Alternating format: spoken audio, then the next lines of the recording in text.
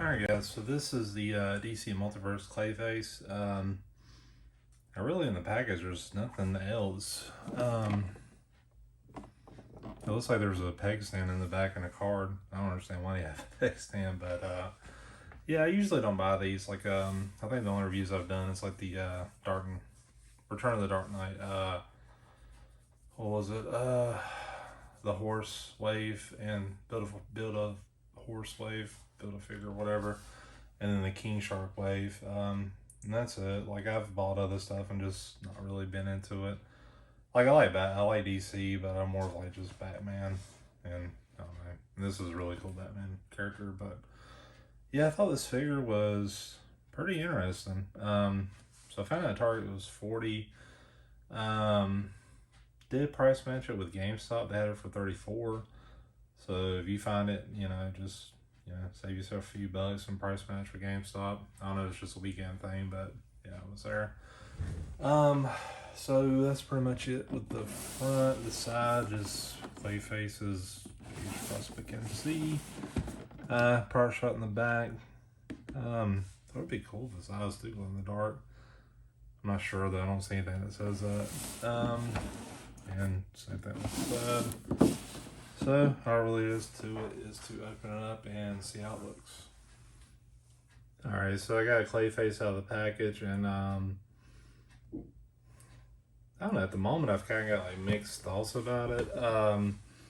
Like the sculpt itself is really impressive. Like it's just kind of reminds me of like Mugman, where like there's just so much going on here. Like there's just smooth parts, there's parts that like poke out. I mean, there's spikes here in the back and all over. Yeah. It's weird, like some of it is squishy, like this part underneath the diaphragm is squishy, but this part's hard. Yeah, this is all hard too. It looks like part of it would rub in though, because I see this part right here. We rotate it, you can see it kind of rub in there. I don't see any scrapes or anything, but I kind of wonder if that would just go over time. His mouth does have articulation to it, so that's all the way down, like with his jaw. All the way up is, I guess, there, because it kind of resists from beyond there. I think they did a really good job with the mouth. Like, it's kind of got this really purple look to it. Did really good with the teeth. I did check before I started. His eyes do not glow in the dark. His head's kind of moves. I don't know. Like it just kind of a ratchet in there or something. I don't know. I think the disappointing thing to me is like it's just like whenever you change his arms, there's like a I don't know if you can see that, like his shoulder kind of drops. I mean, when you get it up there, it's fine. It kind of locks in. This one kind of does it too. So like if I extend it, it just drops. So, but if you look in there, it's kind of hollow. Like there's a, trying to get a look at it, but like there's a very long pin that goes in there. And this part is very hollow. So like when you raise his arm like this, like certain points is just gonna fall. It does have articulated elbows, but I'm not sure. Yeah, that's about as far as this one to go. It does rotate in there too, which is nice.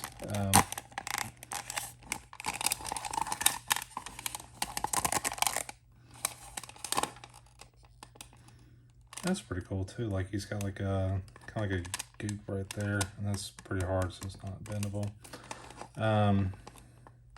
His wrists move to, well, supposed to. Oh God! Gotta break that thing in. That's tough. I don't know. This wants me artwork today, so I might be kind of weak too. I don't know. As far as the legs, are kind of just short, stubby. I mean, it bends his knees like that. I don't know. And he's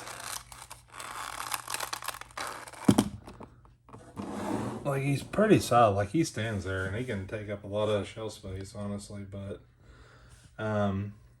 he does kind of like hunch over out of the package, so I kind of had to lean him back a little bit because I think they were kind of aware of it, you know, just the weight of him.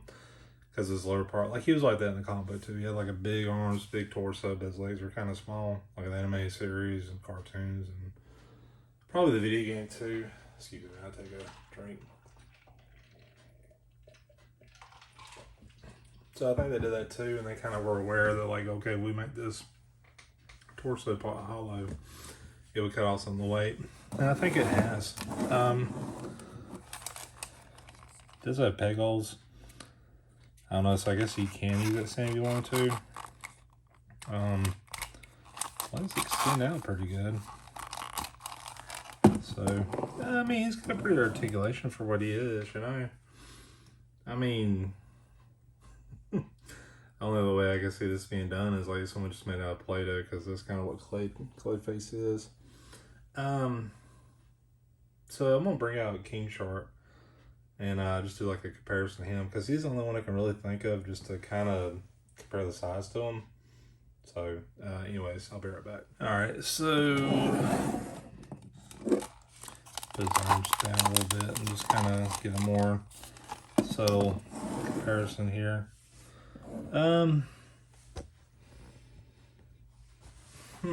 King Shark might be a little taller.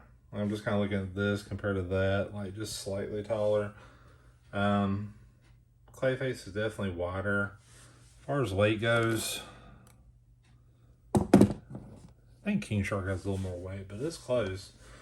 Clayface definitely has some weight to him. God, if I had to rate it, I mean, I just can't imagine Clayface getting any better. Like, honestly, I feel like I